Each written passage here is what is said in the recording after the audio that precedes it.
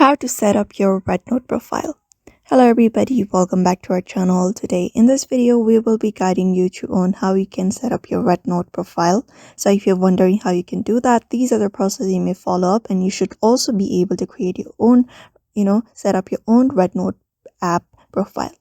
So first of all, head over and launch the Rednote app on your device and log in into your account. And if you're a new user, you will be directed to the profile setup page after signing up, or you can go to the Me tab at the bottom right of your screen, usually in the bottom right corner of the screen.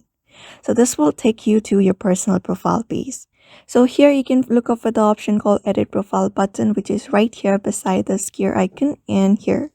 So here is your name, your user ID, and here are something you can add up. So here you can add up a profile picture or camera icon to upload a photo. You can go ahead and do that. And right below this user ID, you can find this bios. So adding a bio will help you get more followers, as they will know about what kind of person you are. After that, you can go ahead and select your gender as well, and your birth date, your job, your location, and your education. And also you can set up a cover photo like a background photo if you want. After that is done, you can enter a unique and memorable username also if you want.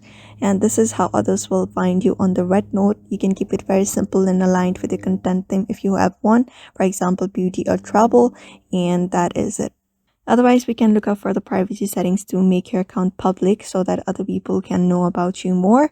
And we have other features options available as well. And that is it. So these are the processes you may follow up to set up your profile for now and start posting and engaging with the community to grow up your presence.